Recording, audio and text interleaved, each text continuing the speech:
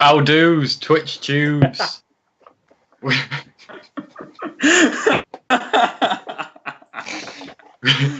intro we've ever done. I was waiting for the we're back. In all fairness, I didn't actually know if I'd be doing the intro again this week, but it looks like it's become my thing. So, welcome back to the MMX Hobby Hangout with me. I don't think I'm the most underrated 40k player anymore. I think people know I'm alright now. But they don't say I'm the best, so technically I am still underrated. We also have owner and head honcho of MMX himself, Mr. Matt Walker. Hello. Still not in his usual hobby room due to the lights in his house not working properly. And we also have James, who... Why don't you introduce yourself, James? I want to see what you have to say about yourself. Hello. Brilliant. Maybe we should give him a nickname like James the Power. James the Power. Yeah, he does. I think we're missing out on James merchandise. I think we can really make some money off of the meme spot himself. He does have a nickname. What are we talking about? His name spot. What are we working on at the minute, guys? Since this is a hobby hangout after all. So for people who are new to join us, we come on a Monday night. We talk about tournaments we've been to. We talk about upcoming releases. Stuff we're excited by, and stuff we're working on at the moment. So I'll go first with this one. I am working on some Deathwatch bikers. Not to make a Deathwatch bike squad, but for those Deathwatch bikers to join some veteran squads. Don't have them built yet, but I like to have every tool in the kit available. He likes to make the most disgusting suits possible. The Deathwatch sheds must be amazing. The Deathwatch sheds. Got like lawn mowers that always cut grass on a 2. They just have everything, like everything that's like requisitions for any other chapter. They just get sent to, so they're just like boxes of stuff. Like, what's this? Oh, it's big thunder hammers. What? Like, oh, just in case any Wolfen sign up. Have we had any Wolfen? Like, they're like a Euro car parts of Xenos slaying. What about you, James, Mr. Meme Spot himself? I'm doing some new bases for my aberrants and some characters because they were the only stuff in my current list that was on the like textured green stuff bases I was using. And I'm now going to... working on Gene Stealer Cult, James? Shockingly, I know I don't talk about Gene Stealer Cult very often, but yeah, I'm going to work on some Gene Stealer Cult tonight. Bloody hell. That is gripping stuff, James. That really is. Unfortunately, for the second week in a row, probably the 52nd week in a row, I'm still not working on my own things. But unfortunately, it's not even stuff I'm using this time. It is also James's Gene Stealer Cult. Yeah, it is. Which I'm weathering up some planes at the minute for James for where is it again, James? Warhammer World Finals. That's the one. That event. And I was very worried because I asked James yesterday at the RTT that we attended, when do these need to be done for? And he replied with 2 weeks. And that was not the answer I was hoping for. So, yeah, we're cracking on with those. It helps I have a lot more models to paint than you do for the event. Yeah, but I kind of want to do my own stuff, James, if I'm being totally honest. No, it's all for the greater good. That's good. Very good. So, a couple of comments from the chat. Master Darkside says we're 30 minutes late, but for regular viewers of the stream, they'll know that we're 15 minutes early. Not that we specified the time, but we're normally 45 minutes late. The post did specify that we will almost definitely be late. Yeah. So what we like to do is come up with a different way for the stream not to work each time, and then try and resolve that technical problem. So last week it was graphics drivers. This week it was Skype crashing, and I'm going to try and look for future at, I'm going to try and rip the audio out so we can do it as like a podcast, which won't be great for visual viewers, but whatever. But also stream to Facebook at the same time, which would be cool. because sometimes it's a lot easier for people to drop in and out using that than having Twitch up. I'm hopefully going to do some research onto maybe getting round this. We keep having problems, like a lot of them have been Skype related and capturing the videos from Skype and things like that. So there's got to be a better way to handle that. So. I personally think we should all move in together and film together. That would be good. I'm not sure your wife or my girlfriend will agree with that, James. I mean... And Mark's parents. They're coming too. Yeah. Yeah. They can all live at my house. I technically do live at James's house due to an unfortunate result of 40k. Mark's official residence due to a bet during M40k is the cupboard under my stairs. That's true. Like a better Harry Potter. So speaking of this RTT that we attended, we weren't, but nice segue. Yeah. We spoke about it earlier. It was mentioned. I referenced it. Yeah, should we do a brief recap of where we thought we were going to come, get into the RTT, and then maybe talk about some new releases? Sure thing. Yeah. That's good. So go on, James. Well, this is going well. I'll take the lead here. So I believe, I can't remember if I had me down as first or you down as first, James. And I had us all top three. I had you first, Matt third, and me second. And I was very, very nearly correct. You were so close. I was the person who let us down, unfortunately, by as we will find out as I go through my games later on. But yeah, we very nearly had that trio. I had first, second, and fourth because I thought I was going to beat Matt in the last round, and Matt actually outperformed what I predicted. He heroically submarined to third. Yep. That should be a move in 40k. Instead of heroically intervened, I prefer heroically submarined. I prefer U-boating in this instance because that's the speed at which my descent happened. Oh yeah, it was not a quick descent, was it? Yeah. So, recap for what we took. I took Knights because I was in an last week, wasn't I? I took Castellan, Atropos, Gallant.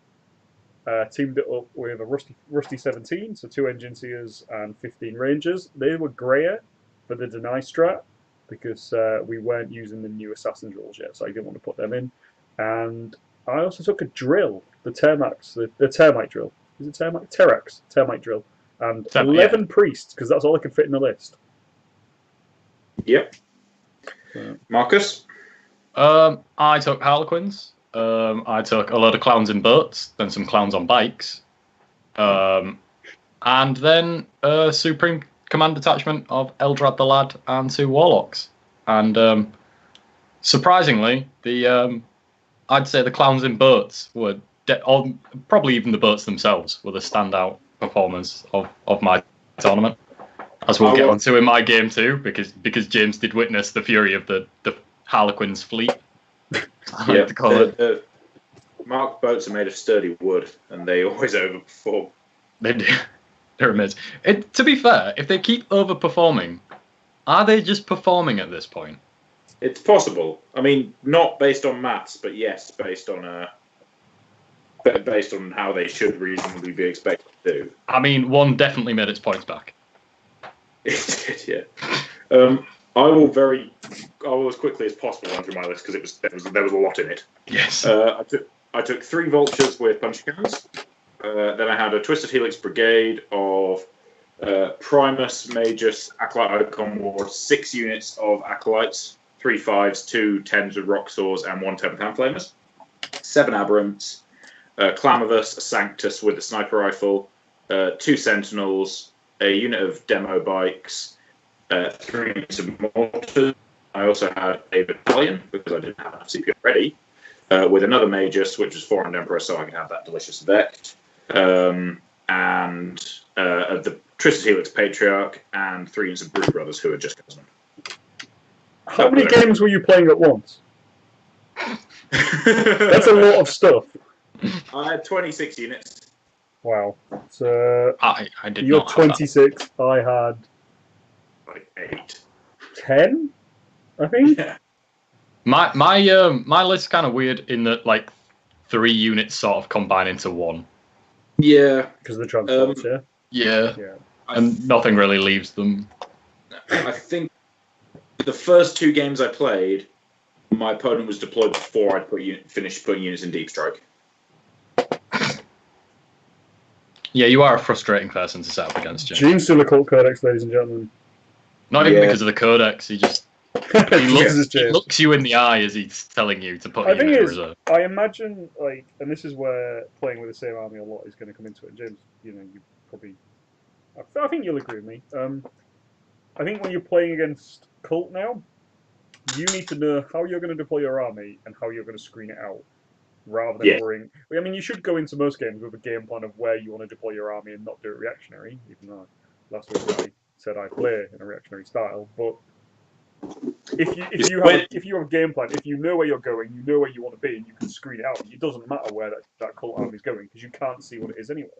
Yeah, and that is the correct approach to playing cult, is to just worry about what you're doing, because the blips, you can't influence them anyway. So there's no point worrying about what I put in what blips, because if you do affect what I've put in what blips, I'll just change what's in what blip. It doesn't matter. Yeah. Weirdly, I'm going to also counteract what I said last week and say when I'm deploying, because I get to see my opponent, I do it completely reactionary. In as much that my last round against Tau, he literally didn't get to fire a shot turn 1 because I gave him turn 1 and then was just not in range. I think I got shot by a wyvern once. So those are lists. Let's do round 1. We all knew the draw ahead of time. We did. James had to help me with the draw. I was running this event, and my BCP TO app decided it just would refuse to draw round 1 for no apparent reason. So James had to log on my account. And, I've had problems with it because BCP is now updated. I've updated on my iPhone, but not my iPad. New iPhone version, it has proximity events, which is really cool. Better event searching, which is really cool. Only problem is every time I go to upcoming events, it crashes. And I've uninstalled it, reinstalled it. That shouldn't be happening. Old iPad works fine. Now I don't think everyone's having this problem, but that is an error. And now you're getting an error with that, which I did have to delete my player app and reinstall it because it wouldn't tell me that I had any upcoming events. Mine was just fine, but well. Last time I had an error with BCP was while we were in Vegas. The guy who wrote BCP changed the setting on my phone, and it's never had a problem since. So I think that it might be a standard setting in your phone might be causing issues on BCP, personally. Who knows? Anyway, round 1. Marcus, what did you have? I was playing a lovely Deathwatch list that tried to always wound me on 2. It was the one with the Wyvern as well, some Guard, there was some Admech, there was a load of Breaches in there. So I think there was, something like 18 seems like a lot. Was it 18 Breaches? No, 12. 12, yeah, well, I definitely didn't kill 18 then. 12 Breaches and some Admech to make up 1 battalion, a load of Guard and a Wyvern to make up another battalion, and then a Deathwatch battalion as well, with the obvious veterans with Storm Shields, Terminators. And there was some Primaris Intercessors in there as well, just because I don't think he could make up the entirety of the points. So in this tournament, deployment was not determined, so we rolled for it and got Vanguard Strike in... What was the mission called that we were playing? It's mission number 1 for ITC. Mission 1, 6 objectives, 5 for the bonus point. I never know. Yeah, I know, yeah. I was trying to say the name of the mission, but I knew what the parameters were. So I basically set up in the furthest possible corner. And he deployed his Breaches opposite my entire army. I think he killed a boat turn 1. We rolled off, he won the roll off, and I didn't try and seize. I then did my new favourite trick to do with Harlequins, and Heroes Pathed my Solitaire, Death Jester, and Shadowseer into a ruin right next to his army that he couldn't physically target and wouldn't be able to charge. So I had a turn 1 charge with a blitzing Solitaire. into a load of breaches that he couldn't target. So yeah, he picked up a kill in round 1, and then the solitaire flipped over the building, got into the breaches, and those breaches never left combat, I don't think. That game, it ended interestingly. We were more or less neck and neck throughout most of the game. But my opponent, I put him on a chess clock, and he timed out while I still had a lot of time left. And this is a point that I want to get into in maybe a different stream where we've got a bit more time. Mm-hmm. But during the game, I kept an eye on the clock and noticed that it was very likely that my opponent was going to time out, and played assuming that he would. And it's one of these things of, in a game of Warhammer, what is at your disposal to use in a game? And it's one of these things, do you then, if you're in a position where you're behind but think you might then get 2 turns to do whatever you want, you sort of play knowing that you could possibly time your opponent out and win that way? I think the phrasing there is important, because you weren't playing to time Greg out. No, but I was aware that it could happen, and it did somewhat change my tactics. Because it's a very different thing. Like, at a tournament a while back, I had a not particularly pleasant game against someone I knew was slow, and because it was an unenjoyable game, I was intentionally doing things to burn his clock, which is not particularly sporting, but the game was not particularly sporting at all. It was very unfriendly. And I was actively like charging units that had a lot of attack so that he'd have to roll out to use his clock. Well, what I sort of did it's very sorry, Mike. It's very important you add that there, James, because saying stuff to delay his clock, you mean by playing the game, not by distracting him and stuff like that. You were existing whilst Greg used his clock. Yeah. You weren't doing things to burn Greg's clock. There's a big difference. Yeah. I'll take you through one of the things that I did, intentionally knowing that he made time out. In that I'd obviously the Wyvern's got a long range on me, and there was a box ruin that I needed to be in to hold an objective, but couldn't then not get targeted by the Wyvern. So what I did was loaded a transport right at the back of the board with a Harlequin troop and a troop master, very much with the intention that, knowing Greg wouldn't be able to finish the game, to then be able to move them into range. So I didn't do anything to burn Greg's clock. I just took steps to know that a unit would be untargetable at some point during the game. Yeah. Which then sort of comes into this thing of, is that a legitimate tactic in competitive 40k? Yes. Which is, I think, a discussion that can be had in bigger depth at a later time. But in the end, I think I won 28-24. I also took ground control, so that was like the easiest secondary to get when your opponent's got no time left on the clock. The game was sort of, I did apologise to Greg. I was like, it's not a way that I enjoy winning.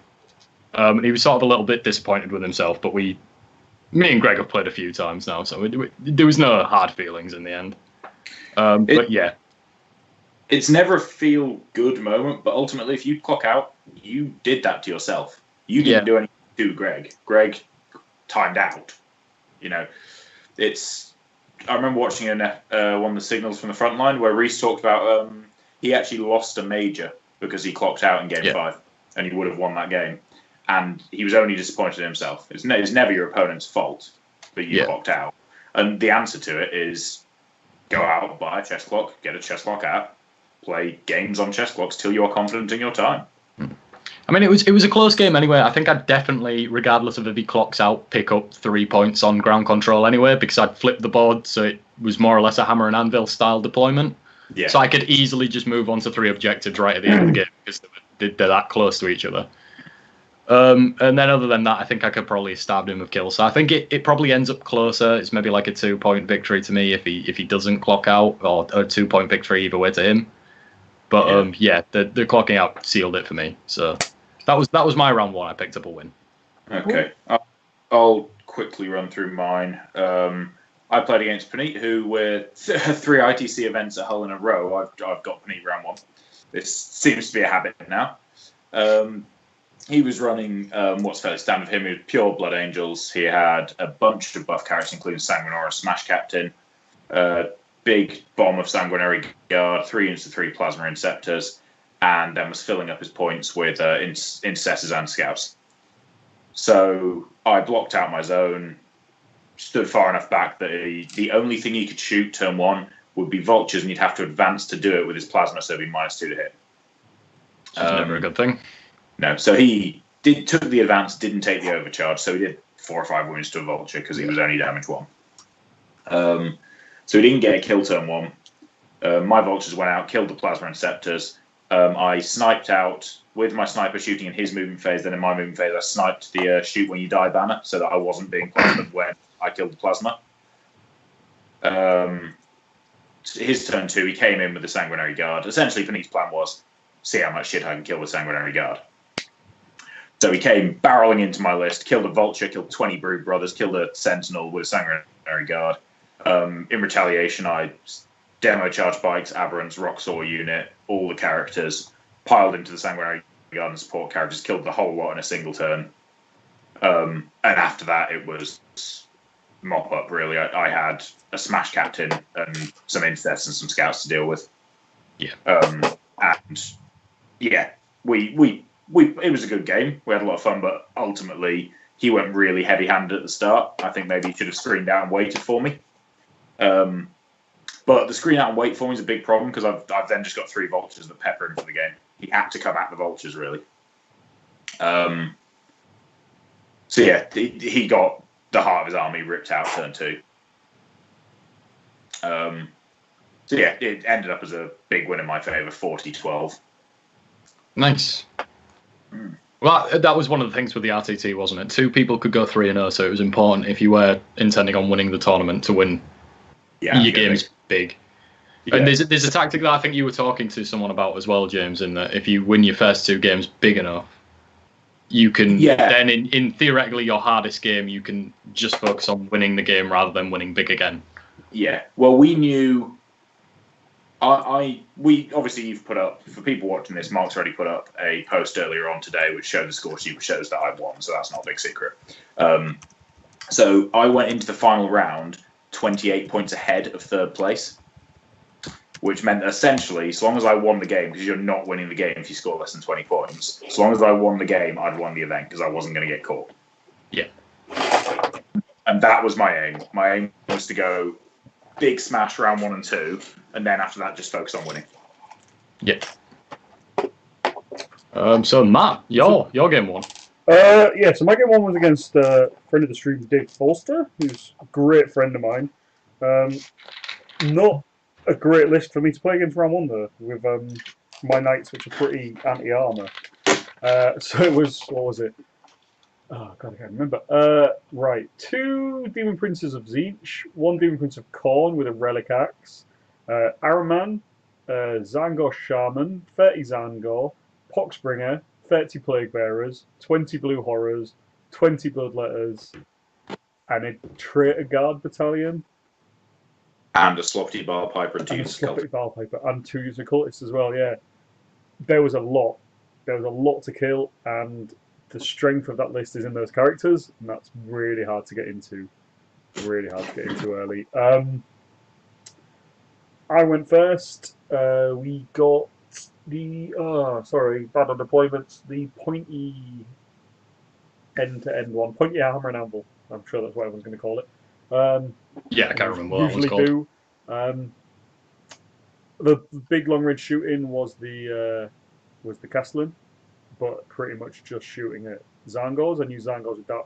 The Dark Matter Crystal on the Demon Prince was going to pose a threat with getting them in early, especially. So what I wanted to do was kill them off because the Bloodletters and Horrors were in Deep Strike. Kill those Zangors off. You're not facing Zangors, Bloodletters at the same time, which I would have struggled to cope with because of the Admech. Unfortunately, didn't really kill that many of them. Got a real good chance on turn 2. Dave left a big gap in the side of his line open, which with the Atropos, the speed the Atropos moves, it could have gone in there, got close enough to the Khorne Demon Prince to shoot it off, and then charge into his other characters. Unfortunately, rolled something like a 4 on my 2d6 advance, or like a 5. Rerolled it was like a 4 and a 1, or like I maybe a 6 with a 4 and a 2. Rerolled the 2 and got like a 3. So I got 7 on 2d6 with a reroll. Yeah. So I got far enough up that I could charge that Demon Prince, but the guns on it were pointless. because the Atropos gun's heavy anti-armor. They're like 3 damage and 6 damage, I think, off the top of my head. Like if you get 1 or 2 wounds through on that Demon Prince, and the Khorne Demon Prince is 5 up interval, not 4 up, so there's a good chance they're going through, and that was the main threat to my knights. Everything else is going to chip a couple of wounds off a turn. That Khorne one will kill a knight in a turn.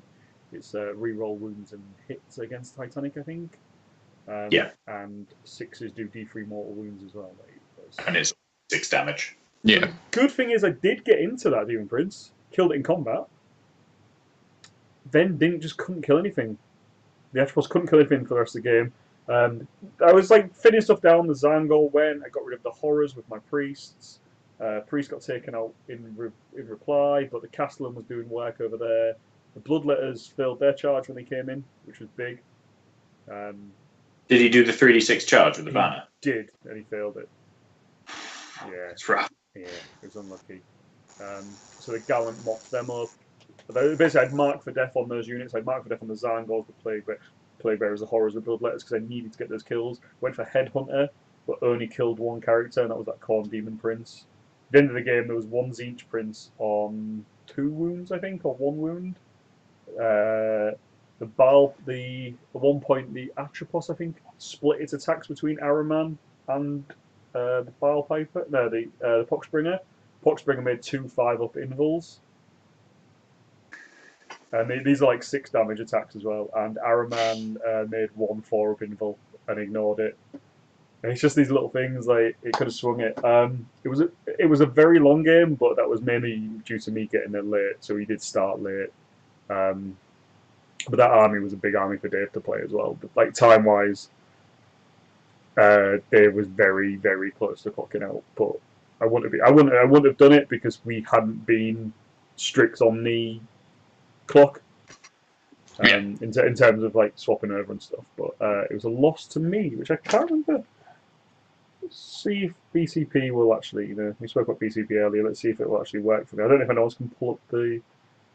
Yeah, I'll do that if Mark wants to start his next one. Yeah, I think it was 20... Yeah, I can't even see my past events, unfortunately. I think it was like 24-16 or something like that. But Dave did come to me later in the day. This is an important thing with clocks. Dave did come later in the day and said he'd given me my best sports and that he's pretty sure if the game had gone on any longer, it'd have swung straight back onto me. Yeah. But it was a 22-16 today. 22-16, yeah. I think he had ground control. I think that was one of the big things. So when the game ended there, he got like 4 points for that. Yeah.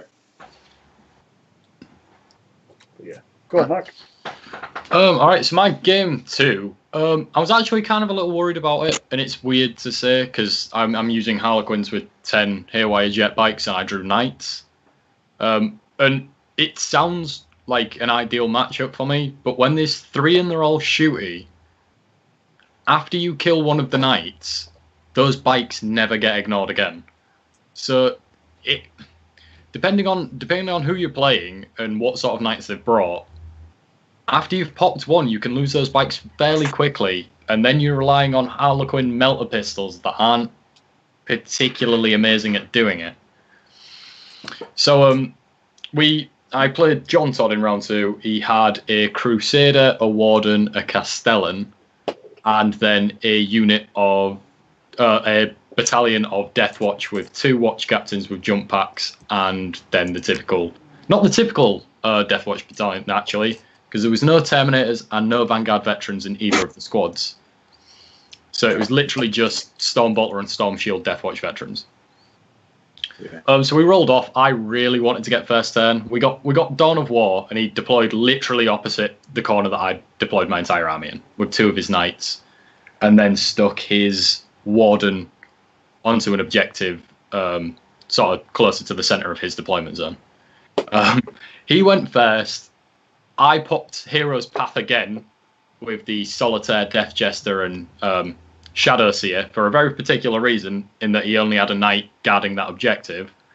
He deployed next to a building that was just big enough that I could stand at the far side of it, not get seen by any of the knights, and then in my own turn, move up to the corner of the building and snatch the objective off him so he didn't hold any. which is exactly what I did in my turn. John, I think, if he looks back at that game, will tell everyone that he made an obvious mistake in that he didn't shoot at either of my jet bike squads with his Castellan. Yeah. He aimed at all my boats and only managed to kill one with his entire army, just because we were saying it's 4-up invulns. They can either be very hot or very cold. Mine were particularly hot. The Castellan obviously isn't putting out loads of shots, it's just the number of damage that it puts out. Mm-hmm. So if I'm making my saves, I'm up -2 to hit when he shoots me because of lightning fast. And I didn't actually play lightning fast on any of the boats, actually. I saved it for turn 1 because I figured he's going to shoot at my jet bikes at some point, and he never did. So yeah, the turn 1 he killed a boat, the squad got out and was entirely fine. That got him his kill. My jet bikes, both units then advanced up. Eldrad dooms the Castellan. I had to get in combat to kill it in fight twice because I just didn't do enough wounds in my shooting phase. Then piled into the second night after killing the Castellan that he obviously blew up automatically. Then it got a bit dicey. I lost a lot of my bikes and ended up with about 3. So I then needed I needed Jinx to constantly go off. I needed Eldrad to constantly doom the other knights, and I needed my boats with fusion pistols in to do a lot of work. It turns out the fusion pistols weren't the things that were going to do a lot of work. At one point, John had marched his Crusader up towards my deployment zone. A boat then took it upon itself to charge into the knight and do a wound, leaving it on 1 wound. It then fell back. John charged into me, and I killed it in Overwatch with a shuriken cannon. I'll also add that I never failed to cast Doom once in that game, so I was rolling incredibly hot, and John Blessing took it brilliantly. But the Deathwatch veterans came in probably in a bad place. The Harlequins turned around and minced them. He couldn't. Eldrad just kicks the shit out of any sort of Storm Shield veterans that turn up. You know, he's got a potential of 9 mortal wounds a turn. And these were 5-man squads, so he was bullying them. A watch captain with a power fist decided he was then going to try and bully Eldrad. I explained to John that combat is not a combat that watch captain wins. Eldrad left him on a wound, fell back, and then smited him. After taking 0 wounds himself. So yeah, I took ground control again in that game because John had my intention was John maybe has a model at the end of the game, and the majority of my army would still be left alive to just move on to the objectives. I ended up tabling him turn 4, I think. A lot of people came around to actually watch the game because there was a lot of noise coming from our table, just because of the amount of combat that happened between boats and knights. I don't think anyone was expecting that. Also, my troop master was staring down a knight. I went to move him into a box ruin, and John then informed me that there wasn't a wall at the other side of the box ruin that I couldn't see. So I then sprinted him all the way to the box ruin at the back of my table, and he stayed there for the rest of the game. So I believe I won that something like 30-22, I think the score was in the end. Like, John racked up a fair few kills, but I think I was always in control of that game. So that left me on 2-0 from my first 2 rounds. It should be said that partway through that game, Mark tried to buy command points from the tables around him. That is true. I had that agreement with John, though. I was putting it off. I was asking people if they had any spare command points I could borrow. You told me I could have your last one, but I didn't take it. I was seeing if anyone else had any better deals on. Nah. So I actually got the guy that John had travelled with, Richard, or Brandy. And he's got the Buzz Lightyear Toy Story Primaris Marine Army. Oh, I love Such a cool army. I love it. It looks really cool. And he also had a borrowed Knight Gallant in there, which is painted up to look like Iron Man. So it was a combination of various cartoon Pop army culture army is his brand. He had 3 big things in there that were concerning, and then some Primaris. So he had Guilliman, a Knight Gallant, a Repulsor. The Repulsor was full of Hellblasters and the relic banner of I shoot you when I die real good. Tigerius, Smash Captain, and 3 Heavy Bolter Inceptors. It's important that I remember the Smash Captain and 3 Heavy Bolter Inceptors, because Brandy put those into reserve while I wasn't paying attention, and I forgot to screen my army out. So that was interesting. And then he had 3 into 5 Scouts. So we did that normal thing I do, where I put loads of shit in reserve and then null deployed, and put a ton of blips down and deployed out of his range. So his turn 1, I won the roll and gave him turn 1. He moved up, fired 2 las cannons at a vulture, and did like 6 wounds to it. A theme is emerging here. When I unveiled my blips, I perfect ambushed the Sanctus and took Tigerius down to 1 wound.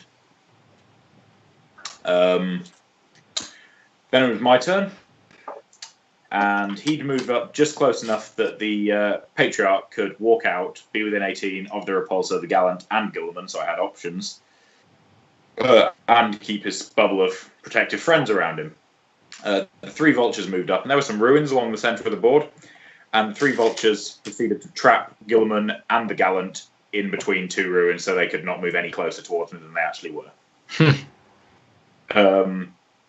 And then it got silly, because I cast 2 psychic powers, one to make the repulsor -1 to hit, and one to do D3 mortal wounds to Tigerius to kill him. Tigerius used both his denies to stop that, and then I cast Mental Onslaught, which is the crazy mortal wounds keep happening leadership roll-off power, with a fully buffed up Patriarch, and just pointed at a repulsor and killed it flat. That was stupid. Yeah. I accept. That was stupid. Utterly ridiculous. To make matters worse, it exploded and killed Tigerius. Now, Tigerius was about to be shot by the same sniper who'd done 4 wounds to him the turn prior. I think Tigerius was dead anyway, but it was an insult to injury anyway. Then to continue to make matters worse, 3 Hellblasters died as they got out of the vehicle. And now instead of having Hellblasters shooting at a Gallant, because I had... instead of having Vultures shooting at Gallant because I had nothing better to do, I had 129 strength 5 shots pointed at 6 Hellblasters. So they all died. They killed a Vulture whilst they were dying, because they had the banner of shoot better. The Vulture immediately exploded and put 3 wounds on Guilliman, on the banner bearer, and killed 3 scouts. This game was stupid. The dice could not have gone better for me. His turn 2 comes around, and basically Guilliman shouts angrily at a plane. That's about where we were. His Smash Captain dropped in, along with the Inceptors, in my backlines and proceeded to kill 2 mortar squads, because I just forgot they existed. I could very easily have moved a Sentinel about 2 inches backwards and stopped that from happening. But I forgot they were in reserve. So, my bad. Never mind. Lost 6 mortars. The Smash Captain, though, because he was trying to protect his Smash Captain, so he put the Inceptors in front of the Smash Captain. Rather than try and hard roll the 9, he was going to keep the Smash Captain alive and fight me the following turn. It was a conservative play, but I saw why he did it. It made sense. I think realistically he could only have charged an autocannon Sentinel anyway, so he wasn't going to achieve that much by killing it. Turn, a lot of reserves came in. Unit of Acolytes perfect ambush to go stand 3 inches away from the Gallant. The Aberrants came in and stood near a Gallant. All the buff characters stood near them to buff them up. The demo bikes came in 3 inches away from Guilliman and demo charged Guilliman to death. I fired basically everything else of the 3 Inceptors and did like a wound to them, because for some reason Inceptors don't die to 129 Vulture shots. Which is shocking. But their Guilliman got back up on 3 wounds, 4 wounds, something like that. The Sentinel failed his charge into the Inceptors because I was pretty sure he was going to kick their head in. And then the Acolytes charged a Knight Gallant, and the Aberrants charged a Knight Gallant.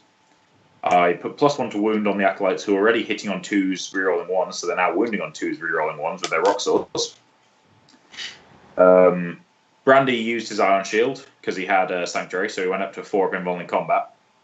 And 120 point unit of Acolytes did 23 wounds to a fully healthy Gallant.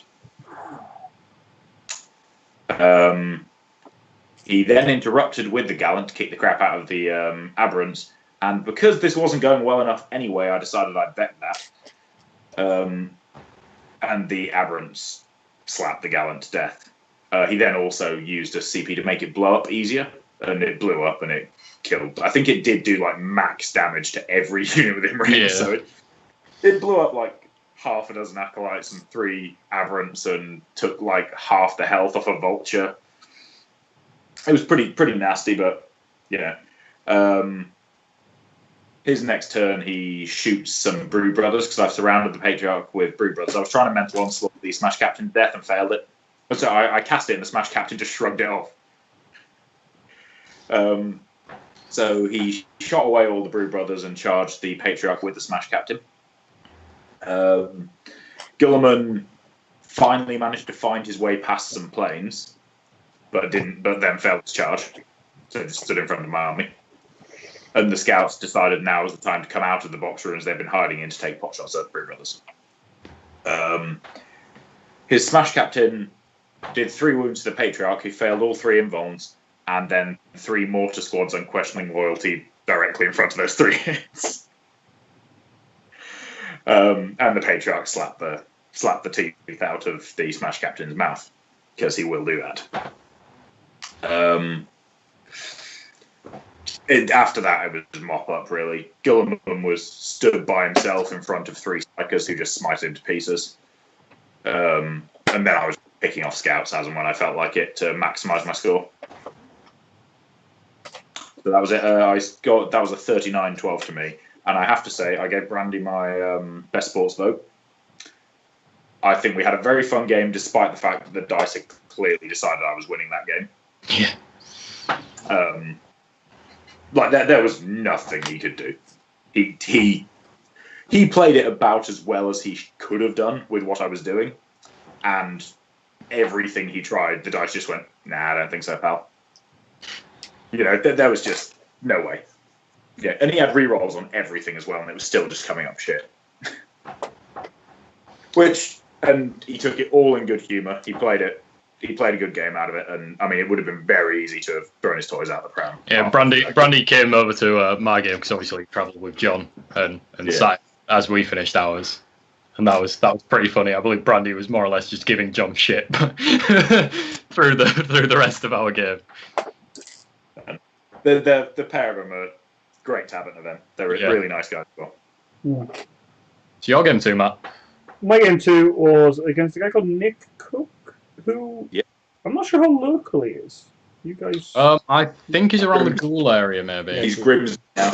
Grimsby. I knew he was somewhat local because he's been on our page for a while.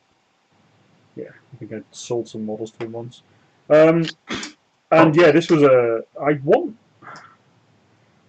I was a lot more scared of this matchup than I should have been, as how it worked out, and for what my list is designed for, because the addition of the attributes in my list is to handle all the night lists, and it works, as I'll get into. But I was very, very lucky with this as well, and that was Nick's list was Castellan, double gallant, big guard battalion. I think he had 4 or 5 infantry squads, and then 2 wyverns and a basilisk. It's kind of the list that you saw when the Ninth Codex first came out, but now with the addition of the wyverns after the Vigilus book. Yeah, exactly. So I was a bit worried because I knew if those wyverns were left, I had 15. I had 11 priests and 15. See you later, Ad. 11 priests and 15 rangers. If those wyverns are left alive, they're not getting past 2 or 3 turns. Yeah. And then it's just knights. And that's a danger because he's got 3 knights and I've got 3 knights, so that's a real struggle. Luckily, got first turn. Atropos realised, I was a bit slow last game. So he rolled a 6, and I think it was a 6 and a 2 for his advance. I re-rolled the 2 into another 6. Oh, it hit the juice. Had Landstrider on it this game, which I didn't put on last game and should have had. So yeah, 14-inch advance in addition to its 14-inch move. So 28-inch move, going full tilt, put me just over an inch away from his gallant turn 1. Atropos shot and killed a wyvern. Castellan shot at one of the other gallant and did something like he rotated iron shields on that one, and I think I did something like 14 wounds to it. So it was still good. Was hoping the Atropos would kill the other gallant, but I think it did something like 12 wounds, maybe a bit more, which is a bit gutting because I was really hoping to like get one gallant killed and the other one a bit reduced turn 1, so that I was 3 knights against 1.5. Given that, I then struggled a bit because I'd overcommitted one of my gallants into the middle, and Nick basically shot it off. If I remember correctly. Sorry, yeah, my gallant, because I didn't have the extra boss. Nick shot the gallant off, which is a shame. In retaliation, got that Atropos dead. Not the Atropos, I can't speak. The gallant on the other side that the Atropos was fighting killed. Yep. Castellan went big, didn't order Ravens, basically spent a lot of CP turn 1. So I had the reroll on the advance, I had 2 on full tilt, I ordered Ravens, that's 6 CP, I only had 14 to play with, I bought a couple of relics and things, not much left. Turn 2, Knight of the Cogged, which is a stratagem that lets you add canticles to a knight. Obviously I've got Admech with me, so let it reroll once to hit, but nothing else. That Castellan shot 4 melter guns at his gallant, did nothing. Shot everything else at his Castellan. Nick didn't have the CP for rotate iron shields. 1 round did the Castellan. Really lucky. But lance weapons do that. Yeah. I think the lance did like 14 wounds or more by itself, and that's just if it rolls big. If you roll a lot of shots and you roll a lot of damage, it just does it. And it that point turned the game. I'd lost the gallants. I had a knight. The Atropos was pretty wounded because his gallant had got to attack it back. But his Castellan was out of the picture. Unfortunately, moving forward to shoot metal gun shots at his gallant, bad idea. Shouldn't have done that. Didn't do anything, and I didn't need to commit that far. If I had stood back, his gallant wasn't a threat. So his gallant was now coming for my Castellan. Moved close. Because he was tiered, he didn't get the full move. And thankfully, Nick failed a 5-inch charge. Yeah, that's right. My gallant did 7. He had 10 wounds left. My Castellan did 7 wounds with Overwatch. There was a couple of other ones that got hits through but didn't finish it off. And yeah, he failed that charge. So next turn it was just dead.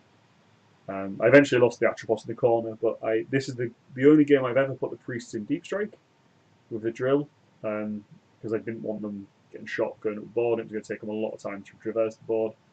So they came in from deep strike, came out, charged all his stuff in the corner. I think by that point, the Atropos had shot off another vehicle, charged and killed another vehicle, then it died to his return stuff. So the Atropos went. It didn't do all the damage to a gallant, but it did a fair amount of damage to the gallant and killed, with that and the drill shooting, killed the 2 wyverns and a basilisk. So it was so essential for that matchup, and the speed of getting over there just tied it up. I wasn't touching his vehicles to stop them shooting, but just getting over there to kill them.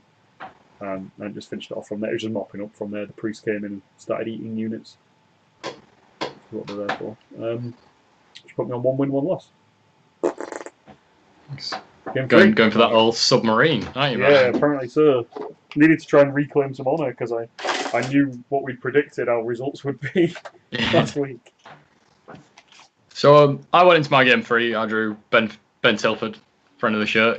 You two had both already beaten him, so the pressure was well and truly on me to do an MMX clean sweep. And also, I think me and you were talking before the game anyway, James. I think it was determined that I was playing for second place. Because my wins were quite low, there was no way that I could catch either you or Sean. I'm not sure if Ben maybe could, because I think Ben and Sean were very close. Yeah, mathematically it was possible for both of you to catch me. I'd have had to have scored super low. Yeah. And Ben was quite comfortable on catching Sean. I think Ben was only a couple of points behind Sean to start with. Yeah. I think behind Sean. I think Ben was.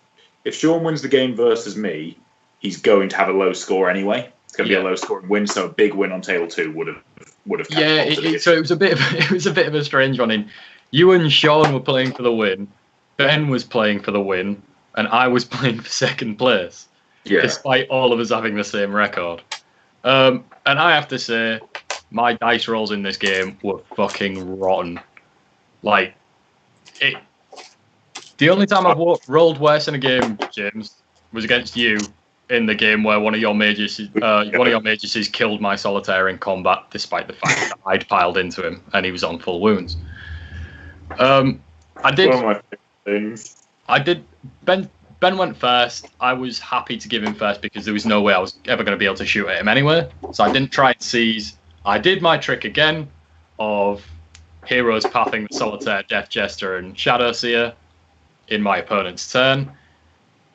To which he responded when I asked him if he'd finished his movement phase. He went, yeah, why? And then he just went, oh, fuck, I forgot you've got 3 characters in reserve.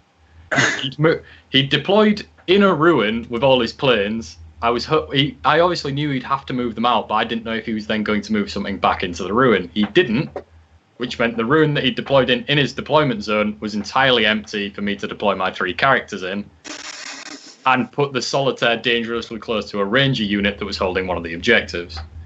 They obviously couldn't see him because it was a ruin, so they were all on the bottom floor. And Ben didn't manage to kill anything this turn 1, despite vecting my lightning fast reactions, just because he'd left a bike with one bike left alive, and I obviously automatically passed my morale to not risk losing a unit. The Solitaire was obviously going to kill the Rangers in the next turn. This is when, realistically, I think I should have comfortably killed... Well, I say comfortably, it didn't happen. I should have comfortably killed at least 1 plane. I was hoping to have got 3 by the end of his turn. His next turn. So the plan was, move up, get Eldrad in range to do one of the planes, shoot him with both units of bikes because I still had 6 bikes left over, charge another plane, kill it in combat pretty likely, then pile into another one and use a stratagem for when he falls back to shoot at him again with a 5-man bike unit. That probably should have got me 3 planes or damaged them like inside. 2.5. Yeah, it should have done enough damage that the game was a lot more comfortable with me. Eldrad failed to cast any psychic powers. Tilford then promptly walked around the table and gave me a hug to cheer me up because he's a nice guy like that. I then get vected again in my own turn when going to charge one of the jets, despite not actually being able to kill one in my shooting phase either, because I didn't get Doom off and I missed everything because he had Laythok Flyers. And so yeah, I'd been vected twice before the battle round had finished, that's tough. Like, I was well on board with Vect. I was like, these people complaining that it's too overpowered. I was like, I'm not really seeing it. When it's twice in the same round, it's a tough one to swallow. That one. That hurts a little bit. Yeah, it hurts a little bit because then my Solitaire obviously blitzes out of the ruins, goes into the Ranger squad, fails to kill them, so I have to fight again just to kill the last Ranger. My hero's path did lead to something funny though, in that both of my Death Jesters were then at opposite sides of the corner, side of the boards in opposite corners, shooting at his homunculus. Which Tilford was not happy about because he couldn't hide his homunculus anywhere because he'd moved into the centre objective. I'd left him on a wound before he finally started turning planes around specifically to go after the Death Jesters, because by that point he'd mopped up my bikes. It was a really bad turn 1, but I'd managed to score more. I think I got 4 points because I held more, killed more, and obviously got the hold and the kill. I'd have liked 1 or 2 of my big game hunters to have been filled out. I made a mistake in taking Butcher's Bill. My intention was that I could kill the planes pretty early, then the leftover planes would then add into my Butcher's Bill, and I could probably get 2 or 3 out of that secondary objective, with all the fact that he had a load of little Rangers kicking about and stuff like that. Yeah, kill a plane, kill an easy unit. Yeah, and that didn't happen.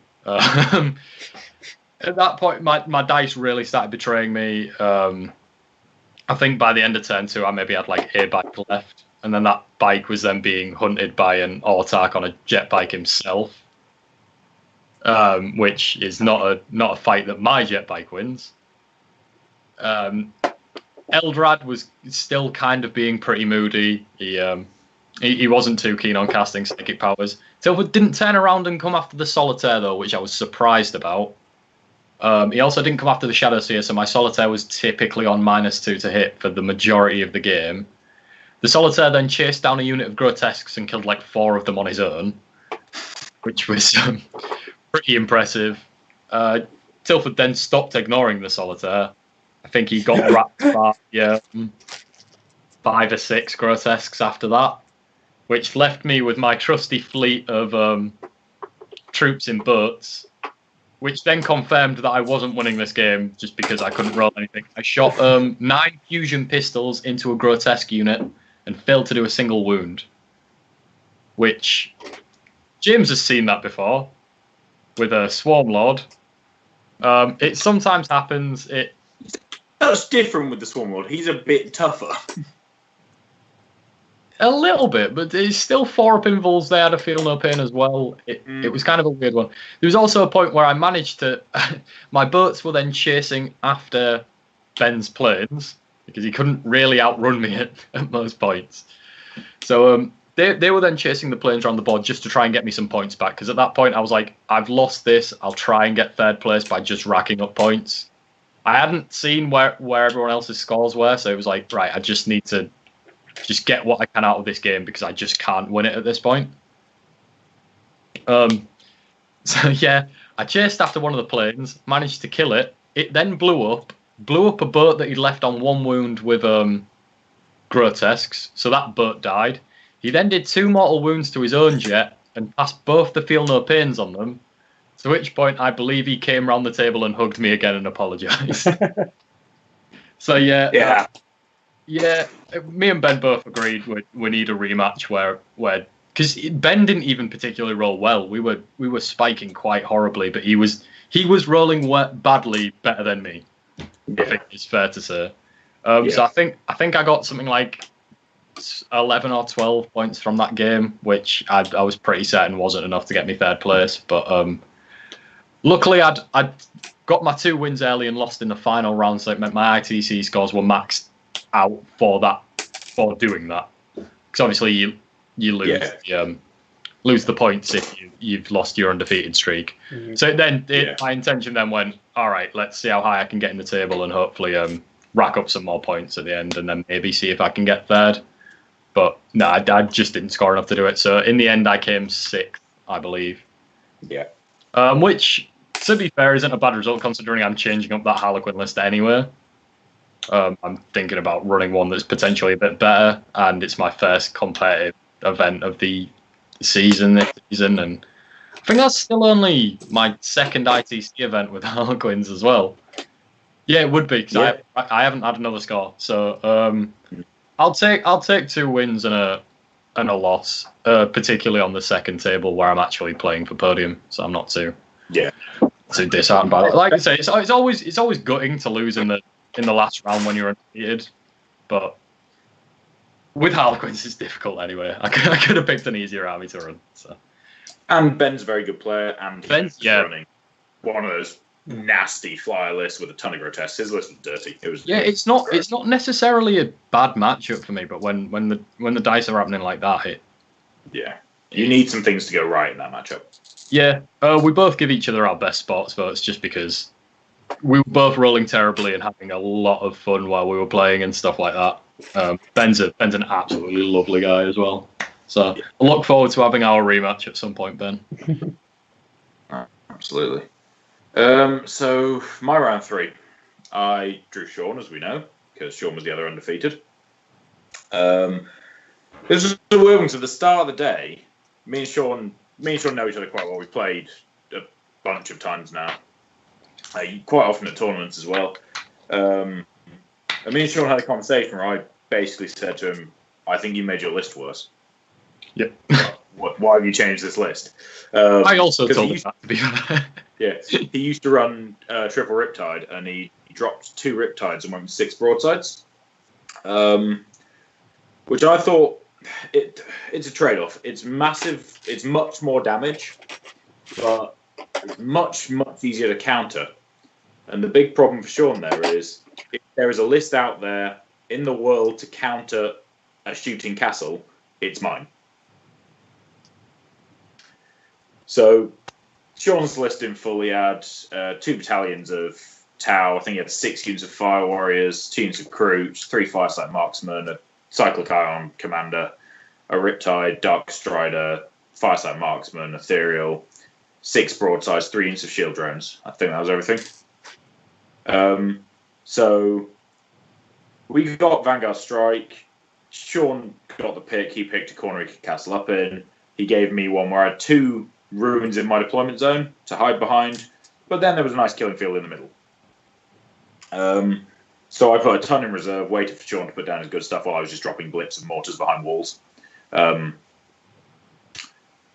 then I pre-measured everything once Sean was down, and even if he calls his Kauyon, I think it is where he gets to advance, or it might be Montcal, whichever one it is where he gets to advance and it not count. Something in Tau. Yeah. Something in Tau. I measured out so that even if he rolled a 6 on every single advance, he still doesn't have a shot. I then gave Sean first turn. Yep. So Sean shuffled around a little bit, pushed his screens out, pushed his crew way out, and set up a really big bubble so I couldn't deep strike. Couldn't find so, which means at the stage I play 3 games, no one's got a kill turn 1 against me. My only movement was I nudged a mage just about an inch to the left so that I was holding 2 objectives instead of 1, and flew my vultures up to all our shots. I shot Sean off 2 objectives, so I had hold more. I killed all the recruit, I think 5 or 6 firewalls, and like 1 drone, because 9 mortars firing drones apparently doesn't kill any drones. And that's not just 1 turn. Like, every single turn I fired mortars at drones and just didn't kill me. It was getting quite irritating. Sean's response was to carry on. He killed 2 vultures, which was extremely lucky. I think I failed something like 9 4-up saves, and he only made me take 9, which wasn't great. But he should have killed 1, left 1 limping. So it's what it is. Not big. It's not a disaster anyway. So in my turn 2, I bring in the Handflame unit, who up to this point have basically sat in reserve and been useless in the tournament because I kept using lying in wait on demo charge unit. Handflame unit came in and burnt 2 units of 5 Fire Warriors. The Vulture totaled some more Fire Warriors. Mortars did nothing.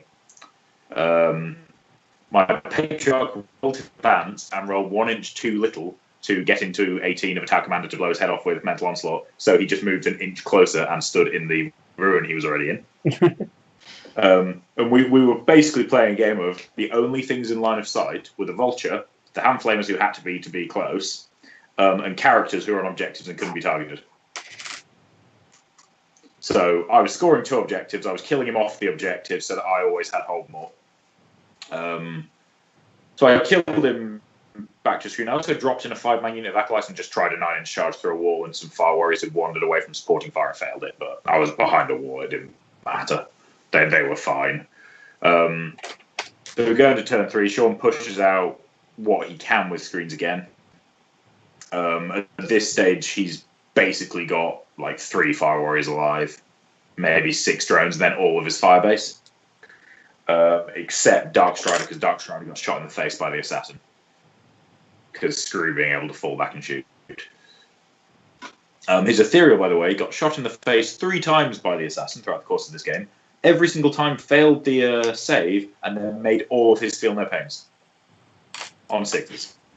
Just slightly irritating. So my turn through, I came in, did the 3-inch lying in wait to throw demo charges at broadsides.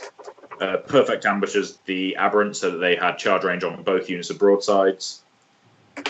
And then put all the charge buffs next to everybody, including my Primus, who was holding no Overwatch relic.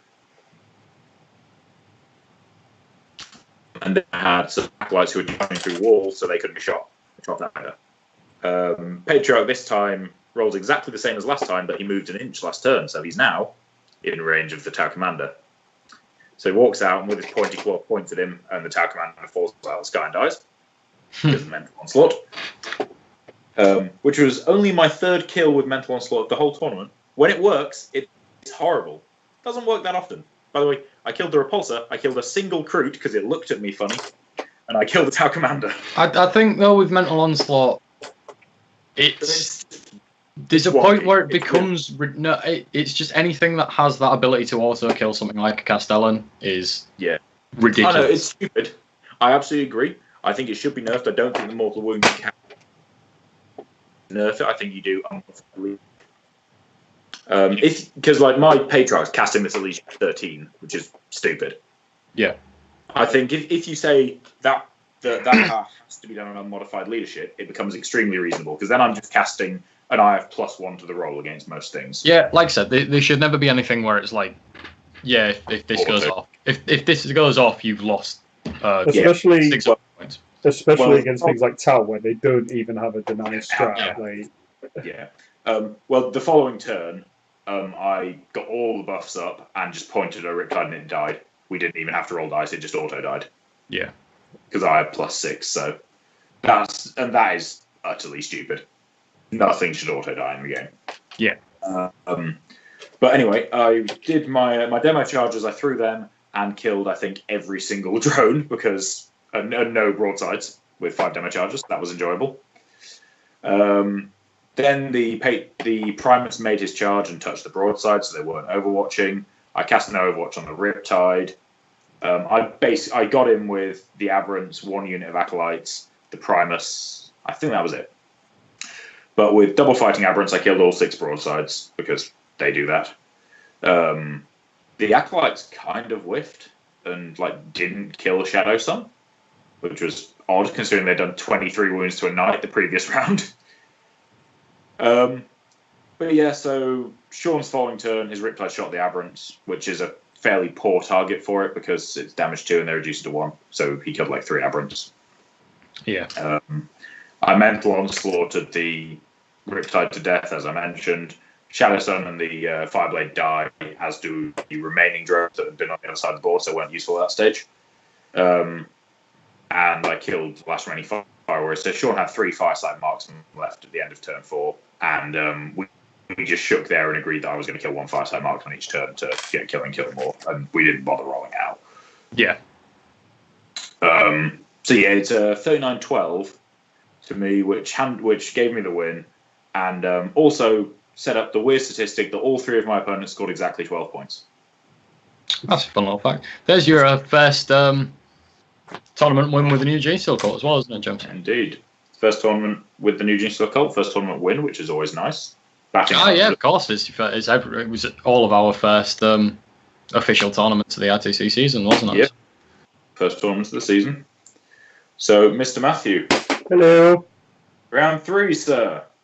Oh, what did I have round 3? I had Greg, who was Mark's round 1 opponent. So 2 squads of Death Guard, Rapier, Leviathan Dread with 2 Storm Cannons, 12 Breachers, a couple of squads of 5. I underrated it. The amount of artillery that he has was incredibly fucking irritating. I'm not going to lie. Oh, yeah, Wyvern as well, yeah. Yeah, there's a lot of stuff that ignores line of sight that was actually very irritating. Yeah. This game was good. Good. Yeah, I'll try and get through it quickly. I'm conscious of time. We basically, turn 1, got the Stygies advance with a drill.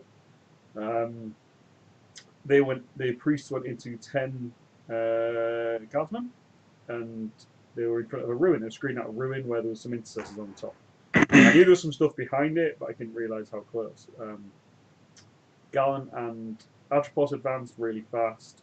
Got some shooting in. Castellan's shot killed 7 of the breachers. I went into this game rushing, playing, trying to play fast, which I didn't really need to do at all, and forgot to shoot my Atropos, which would almost certainly pretty much nearly killed the rest of the breachers. 5 breachers left. Every shot he's got 5 shots, and every shot that goes through will kill 1. So probably killed another 2 or 3 maybe I missed out on. So that was a shame. Got the charge onto some guardsmen with full tilt, so I used a couple of command points. Priests went in, killed the guard squad. What I didn't realise was the guard. I got a very small charge, like 2 or 3 inches. The guard were directly in front of the building. Inside that building was a watchmaster, a company commander, a dominus, an engine seer, a librarian, and they were basically all lined up. I didn't realise they were there when I declared the charge. If I'd realised they were there when I declared the charge, I could have declared on all of them. There'd have been no Overwatch. They wouldn't have been able to pile in because of the guardsmen, but I could have advanced and fought again into them all with powered up priests.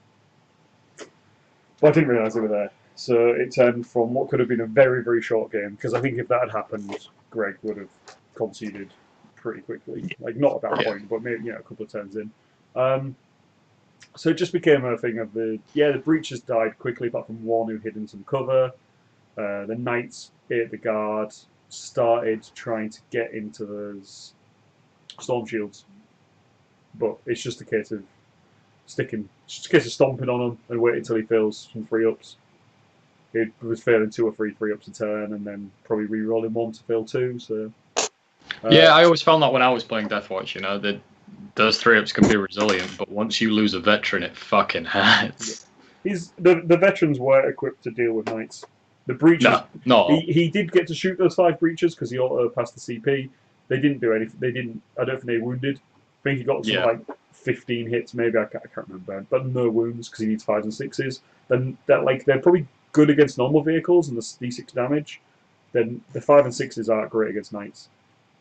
Well, to be fair, if he'd rolled average, he probably would have put some damage onto him, but he just didn't. I think he was having a bad event with them. But the points they up in that list didn't do anything.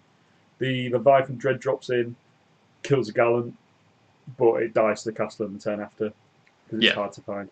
It was really hard trying to get into that building with all those characters in. Because the priests hadn't got into charge, the next turn he made sure he was shooting off the priests. So it was basically like the priests are the thing that will get through those veteran squads. If the priests had been alive, they'd have destroyed those veteran squads. So it was just a case of killing the Deathwatch bit by bit. The problem was we had a slight issue where your last opponent, obviously James, you'd beat Sean, and he'd gone to get his car, and then found out where he'd parked his car was locked, and they had to call someone from the council out. Which then led into my game because Greg was parked in the same place, so he had to go to his car, which was took just under 20 minutes to 8 into our time loss. So what we did was, you were TOing Mark and James was assisting, so it was kind of agreed with the time lost. We'd split the remaining time between me and Greg, and any turns that went unfinished would be scored to me because we'd obviously lost 20 minutes of the game. And the way the board was, you guys concluded that if it did go to turn 6, it would probably be in my favour. Thankfully, that was, that didn't actually come into effect. It didn't play into effect. Me and Greg both played over the 15 minutes of the 30 we had because we got to the end of it and we were on like turn 6, and I was like, don't worry about it. We played the game out and it did happen like that. I think it was, I don't know if anyone's got BCP open again because I have terrible prep, but it was like 34-20 or something like that. So it went the right way. There was no need to do the.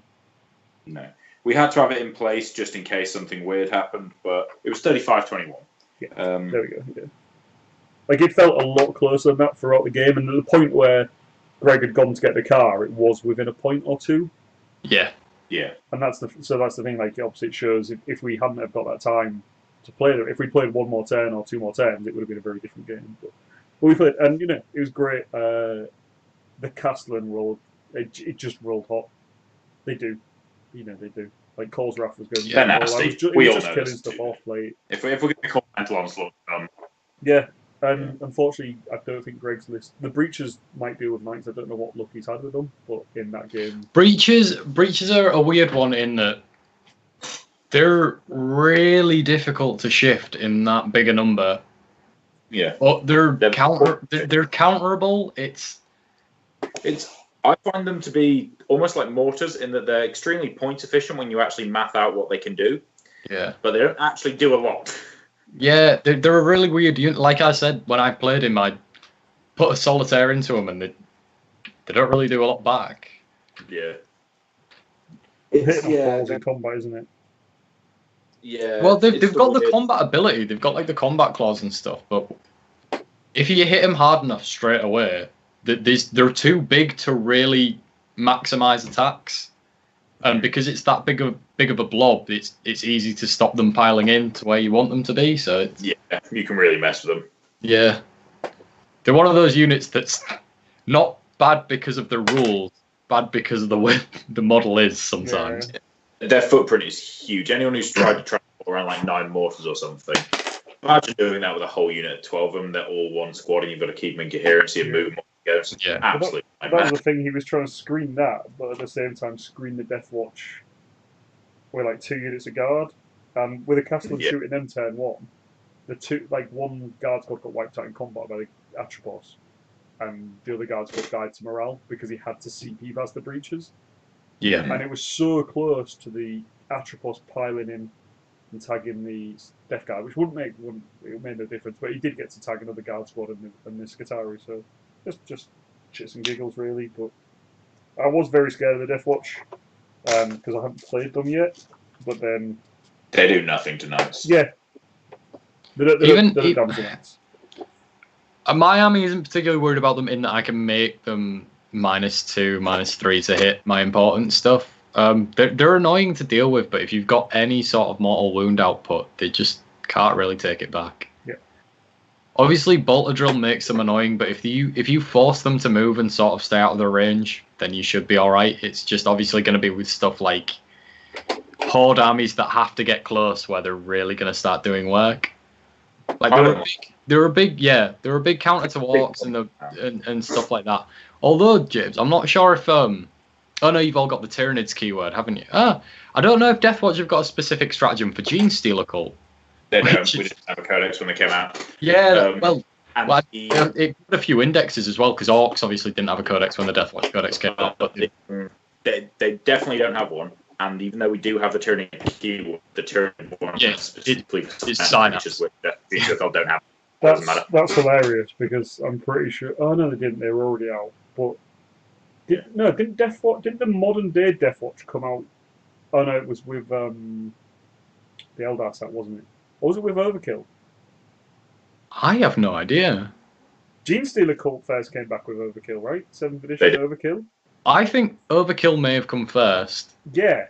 So the first time they appeared in modern day 40k was with Gene Stealer Cult, and that's the Cassius thing. Yep. Like, I know they've been in the fluff, and they've had models like. I mean, they're still stuff for a while, effective. And stuff. They're still extremely effective at killing Gene Stealer Cult. Oh yeah, it's just still kind of funny. Their problem comes in that Deathwatch and Gene Stealer Cult are both very effective at killing each other, and there's more Gene Stealer Cult than there is Deathwatch. So I think that war of attrition, the Gene Stealer Cult do win it, assuming they actually make it into combat at some stage. I like to say I have the perfect counter to Deathwatch in a very angry psyker called Eldrad. Who I warned everyone how hard he was in every game, and people just kind of ignored me. I personally think that his points drop in chat for approved is worse than them not giving Castellan a price rise. I wouldn't necessarily go that far. I completely admit that he's totally broken and didn't need a points drop, but I think the Castellan needed to go up more because Eldrad is not taking things out of the meta like the Castellan is. Taking out whole units in my army. Yeah, but no one likes you, James, so that's fair. So that's a fair counterpoint. So, in the aid of getting things sped along, because I need to roll out pretty quickly, we finished with first, third, and sick. Oh, there's some fun stats as well for you there. Which wasn't too bad, I think. First, third, and sick. Someone says they like James. Excellent. Well, I don't know why James's mum has joined us in the chat. But hello, James's mum. Oh, hi, Jen.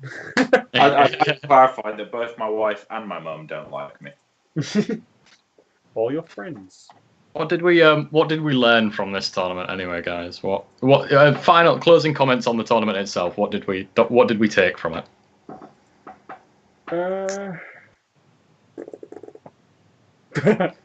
My taking point is, just as I decide to drop a boat full of clowns, the boats full of clowns win me games. My leaving point was, turn up on time, and you might finish game 1. It's a good tournament. Although Tilford is a counterpoint to that, in that he didn't turn up on time and tabled his opponent turn 4. I'm really struggling to keep up with this because I don't know if my connection's bad or someone else's is, but Mark is a robot most times he talks. So this is quite tricky for me. I feel it's you. Yeah, probably. It's quite windy out, which means the hamster we use to power our internet has probably been blown away. So my takeaway is that I like my build. I'm probably going to tweak it. Well, I'm definitely tweaking it for the GW finals because it's 70-50, not 2K. I haven't told James that I'm throwing his vultures in the river yet. That'd be so sad. Yeah, I'm really enjoying the new codex. I still think that it's a skill-based army because you do just get beaten if you stand in the open with this army. I agree. I've been arguing Mental Onslaught isn't that good. Because it's super broken. Okay, fair enough. I'll give you a super broken. I still say it's swingy because it either does nothing or it does ridiculous damage. But no, it needs nerfing. Yeah, I'll give you that one. Needs changing. Yeah.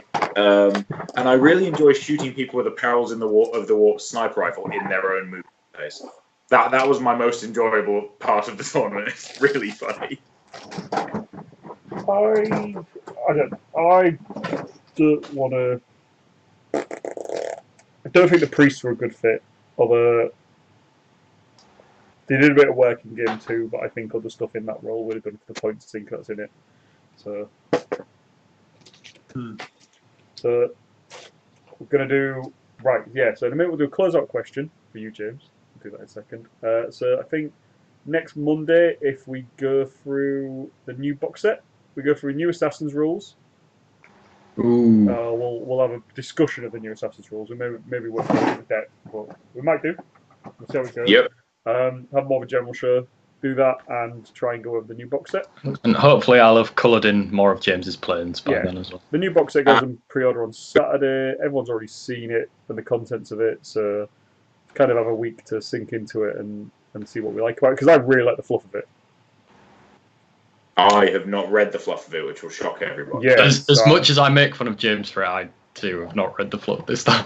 I've been busy painting other people's stuff. Just think of Primaris Special Forces in that they're not like, oh look, they've got 4 wounds each for attacks each. They're an advanced recon force. I hope they do like I hope they do like a reality show like SAS Who Dares Wins, where they give normal Marines the chance to train like these elite Primaris Marines. That would be cool. There was just one of the short stories last week was them dropping in with grav chutes onto a shuttle pad and moving around, taking out the big traitor guard watchmen. Nice. Just, snapping their necks and stuff like that. And just one of them was the end one was oh, he's just like the guy had just seen his squad mate get beat the shit out of by a 9-foot tall superhuman. Who just stepped, because they're in the darkness, stepped into the light and just picked him up and ripped his spine out. I also have every intent of doing a Primaris army now.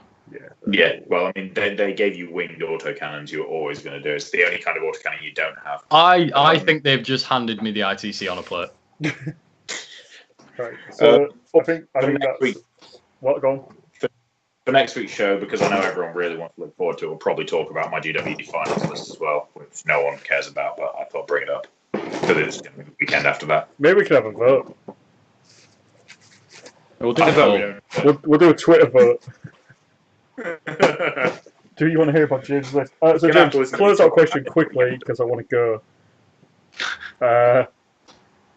Are Gene Difficult hand flamers as meta breaking as the internet was freaking out about? No, I used them once in an entire tournament, and 2 squads I forgot they had them and never shot them. There we go. It's strength 3 shots. If you're scared of las guns, you're also scared of hand flamers. Carry on with your day. Las guns don't auto hit. Yeah, but you get more of them. It's like the Guardsman comparisons all over again. So that's a bye from me. We're back to those dark days. Oh no. No, they're not amazing. The hand flamer thing, it does some work, but it's not like if your screen wasn't already going to die to 3 vultures, it's probably not going to die to 10 hand flamers either. Yeah. Cool. So on that note, flame happy, and we'll see you at a similar time next week for. We're going to say 6 o'clock because then you can be extra angry when we're really late. Or we can say 9 o'clock and be happy when they're early. I'm going to do some research this week. I'm going to try and improve this. Unspecified evening time. I'm going to go we back shall to the see drawing you. board. Monday. Yeah, Monday. Monday. How much would you pay for a free stream? How about nothing? But it might be late. We should definitely do some like voiceovers for it. Oh, we're roboting again. I don't know what's happening. We need to get you some internet. Right. The MameSpot source code. Let's stream out MMX. Yeah. Transformers. Bye, everybody.